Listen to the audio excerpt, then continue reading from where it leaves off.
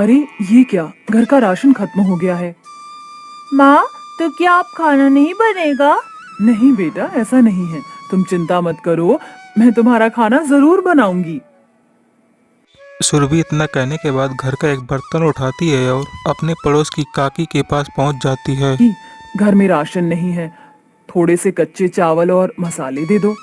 मुझे तो समझ ही नहीं आता है आजकल के नौजवानों का। अरे तेरा मर्द काम करता है या नहीं करता?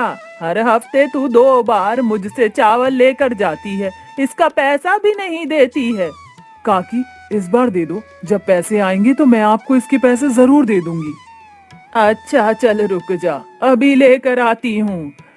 इतना कहकर काकी घर के अंदर जाती हैं और उसके बर्तन में से थोड़े से चावल लाकर उसे दे देती हैं। साथ में उसके पास आधा कटा तरबूज भी होता है। ये ले, मैंने थोड़ा सा खाया था, थोड़ा सा बच गया है। अब मेरा मन नहीं कर रहा है इसे दोबारा से खाने का, खराब हो जाएगा। इससे अच्छा है कि तू अपनी बेटी को ही खिला देना। यह सुनकर सुरभि मुस्कुराती है। बहुत शुक्रिया काकी, आप बहुत अच्छे दिल की हो। जा जा, मक्खन मलाई मत लगा। सुरभि अपने घर पर आती है और दोपहर में एक चूल्हा जलाकर उस पर पतीला रखती है और उसके अंदर पानी डाल देती है। इसके बाद चूल्हे में लकड़ियों से आग जलाती है। गर्मी से उसके चेहरे पर पसीने टपक रहे होते हैं। माँ, आपको तो बहुत गर्मी लग रही है, मैं आपकी मदद करती हूँ, मैं आपको थोड़ी सी हवा कर दूंगी। सुरभि उस वक्त गर्भवती होती है।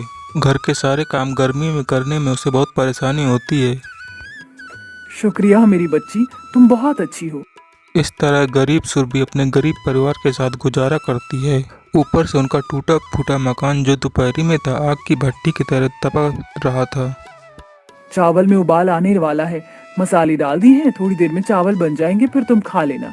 जब तक मैं तुम्हें थोड़ा सा तरबूज काट कर दे देती हूँ। नहीं नहीं माँ, इस तरबूज को अभी मत काटो, शाम को पिताजी भी घर आ जाएंगे, तब हम सारे एक साथ बैठकर खाएंगे। अरे वाह, मेरी बेटी तो बहुत समझदार है, अपने पिता के बारे में कितना सोचती है। चावल बनने के बाद सुरभि अपने हाथों से रूबी को खाना खिलाती है। दोपहर में गर्मी में परेशान बेचारी जैसे तैसे करके गुजारा कर रही होती है। कभी घर के अंदर तो कभी घर के बाहर पेड़ के छांव में बैठते हैं। शाम को संजीव भी काम से वापस आ जाता है। अरे क्या हुआ, घर से बाहर क्यों बैठे हो? घर के अंदर बहुत गर्मी हो रही थी, बस इसीलिए। अच्छा हुआ आप आ गए, आप हाथ मुंह धो लीजिए, मैं मटके का पानी लेकर आती हूँ। सुरभि मटके में पानी लेने जाती है। इतने में संजीव हाथ मुंह धो लेता है। तभी रूबी उससे कहती है, पिताजी पिताजी, आप मेरे लिए कुछ नहीं लेकर आए? बेटा मेरे पास पैसे नहीं थे, मैं तुम्हारे लिए कहाँ से लेकर आता कुछ। अच्छा पिताजी, कोई बात नहीं, पता है अपनी पड़ोस की बूढ़ी काकी ने हमें तरबूज दिया था, अब हम सब एक साथ मिलकर उसे खाएंगे।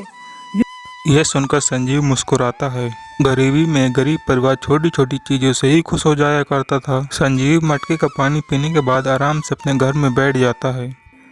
पता नहीं ये दुख भरे दिन हमें और कितने समय तक बर्दाश्त करने पड़ेंगे।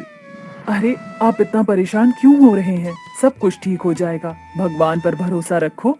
माँ मुझे तरबूज खाना है, चलो ना तरबूज काट दो।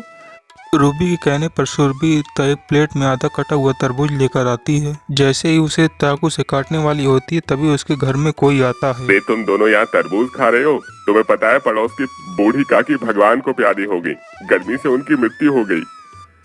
ये भगवान, ये क्या? चलो जी उनके पास चलते हैं। संजीव और सुरभि दोनों तरबूज को बिना काटे ही बूढ़ी दादी के घर जाते हैं, जहां वो दोनों सबको देखकर रो पड़ते हैं। वो बूढ़ी काकी अकेले रहा करती थी, पूरी दुनिया में उसका कोई नहीं था, जिसके चलते उसका अंतिम संस्कार भी संजीव और सुरभि ही करते हैं। भगवान उनकी आत्मा को शांति प्रदान करे और वह ऊपर जहाँ भी रहें, अच्छी जगह ही रहें। इस तरह संजीव और सुरभि वापस घर आ जाते हैं, जहाँ रूबी बेसब्री से उनका इंतजार कर रही थी। आप दोनों आ गए, मैं आप दोनों का कब से इंतजार कर रही थी। दोनों के चेहरे उतरे हुए थे। चलो माँ, आप तो काट दो तरबूज। सुरभि आज चूल्हा नहीं जलेगा, ये तरबूज काट कर रूबी को खिला दो और तुम भी खा लेना। तुम्हारे पेट में पल रहा बच्चा, उसे खाने की बहुत जरूरत है। सुरभि की आंखों में आंसू होते हैं और वो जैसे ही चाकू लेकर तरबूज को काटने ही जा रही थी कि तभी उसके अंदर से आवाज आती है, अरे अरे रुको, इतनी भी क्या जल्दी है मुझे काटने की? आवाज सुनकर गरीब परिवार हैरान हो जाता है। तभी तरबूज के आंख, नाक और मुंह बन जाते हैं। वहाँ क्या देख रहे हो? मैं बोल रही हूँ, पहचाना मुझे? सुरभि और संजीव को तरबूज की आवाज बूढ़ी काकी की तरह लगती है। ये आवाज तो काकी की है। हाँ हाँ, तुमने बिल्कुल सही पहचाना। मुझे मुक्ति नहीं मिली, मेरी आत्मा इस तरबूज में समा गई है और अब मुझे मुक्ति चाहिए भी नहीं, क्योंकि अब मैं जादुई तरबूज बन चुकी हूँ। और पता है, इस पूरे गांव में किसी ने मेरे बारे में कभी नहीं सोचा, सिवाय तुम दोनों के। तुम दोनों ने ही अंतिम संस्कार किया मेरा। मैं तुम दोनों से बहुत खुश हूँ, इसलिए अब मैं तुम्हारी मदद करने आई हूँ। लेकिन काकी, आप हमारी मदद कैसे करोगे? अरे अब मैं कोई साधारण तरबूज नहीं बल्कि जादुई तरबूज हूँ, तो तुम मुझसे जो मांगोगी वो तुम्हारे सामने प्रकट हो जाएगा। अगर विश्वास नहीं है तो मांग कर देख लो। तभी रूबी बोल पड़ती है। मुझे आइसक्रीम खानी है, क्या मुझे आइसक्रीम मिल सकती है? हाँ हाँ, बिल्कुल मिल सकती है, अभी लो। तरबूज के अंदर से एक रोशनी निकलती है, जिसके चलते वहाँ एक आइसक्रीम प्रकट हो जाती है। वाह, ये तो बहुत स्वादिष्ट लग रही है। माँ, क्या मैं ये खा सकती हूँ? हाँ बेटी, खा लो।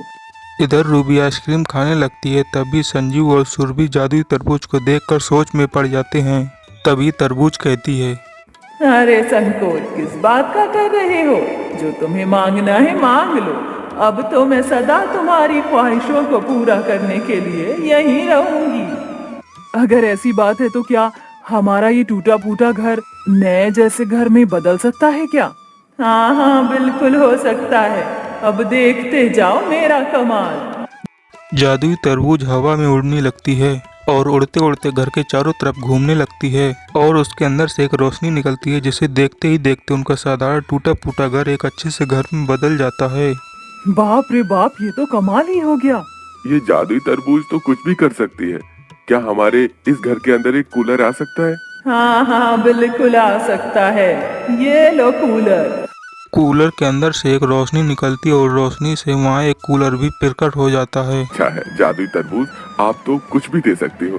पिताजी पिताजी, इस कूलर की कितनी ठंडी ठंडी हवा आ रही है। हाँ बेटी, तुमने बिल्कुल सही कहा। जादुई तरबूज, तुम अगर बुरा न मानो तो मेरी एक और ख्वाहिश है। पता है, हम जैसे और भी बहुत सारे गरीब हैं जिनकी हम मदद कर सकते हैं तुम्हारे सहारे। क्या तुम इसमें अपना योगदान देना चाहोगी? हाँ हाँ बिल्कुल। अगर मेरे द्वारा गरीब लोगों की मदद होती है तो मुझे बहुत खुशी होगी। इस तरह संजीव और सुरभि दोनों मिलकर गरीब और बेसहारा लोगों को जादुई तरबूज की मदद से कूलर और फ्रिज लोगों को फ्री में बांटना शुरू कर देते हैं, जिससे लोग उन्हें दुआएं देते हैं। भगवान तुम जैसे लोगों का भला करे। तुम दोनों के ऊपर भगवान की कृपा हमेशा बनी रहे। तुम जैसे लोग हम जैसे गरीबों को देखते हो और मदद करते हो, वरना तो ये पूरी दुनिया मतलबी है और कोई किसी की मदद नहीं करता। शकुंतला के इतने कहने पर संजीव और सुरभि बहुत खुश होते हैं। वहीं दूसरी तरफ रूबी जादुई तरबूज से आइसक्रीम मांगती है और गरीब बच्चों में बांट देती है और सब उसे दुआएं देते हैं। जादुई तरबूज, तुम्हारा बहुत बहुत शुक्रिया, तुमने हमारी बहुत मदद की। अरे इसमें शुक्रिया अदा करने की क्या बात है? वो कहते हैं ना, अंत भला तो सब